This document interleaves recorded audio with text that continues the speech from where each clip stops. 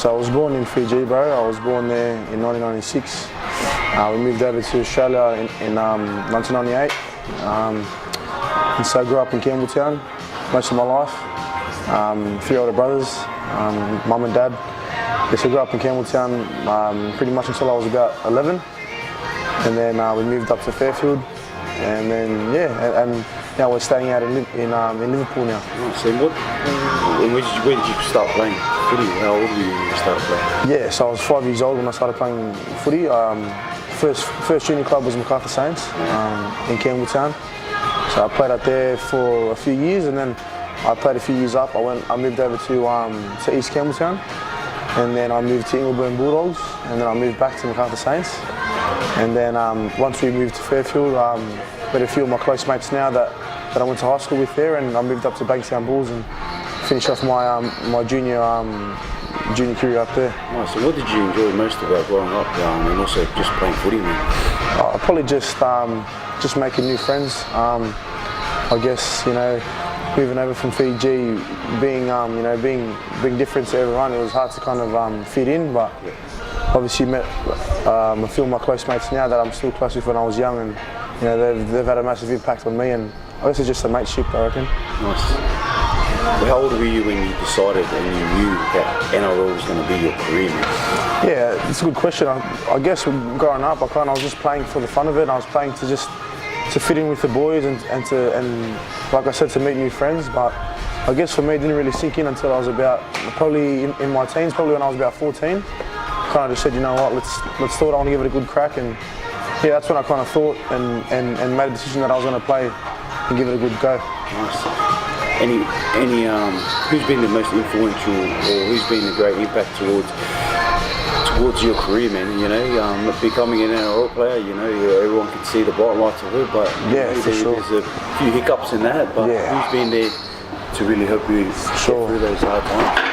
Just my family, I reckon. I mean, because like you said, you do have those hiccups, and for me, it was just kind of like you have those situations where in SG ball, like maybe like you get dropped one week, and sometimes you can't really come back from that. But I guess for me, it was my family, my mum and my older brother especially. They were always there for me from day one, and they kind of showed me the right way to go and just giving me a positive outlook, not only on football but to life.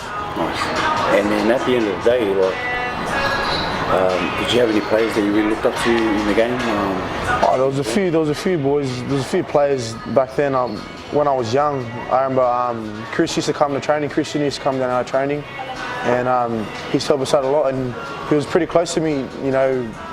Coming through the junior ranks at the Bulldogs, he was always giving me tips and always tipping me up. But certainly one player I looked up to the most was probably Luke Patton.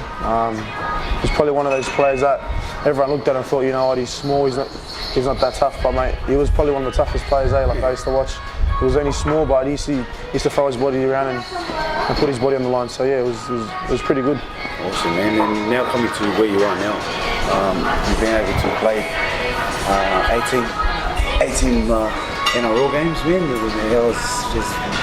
How's the journey been so far, man? Yeah, it's been a very enjoyable one this year. Certainly for myself, something I like talking about. It kind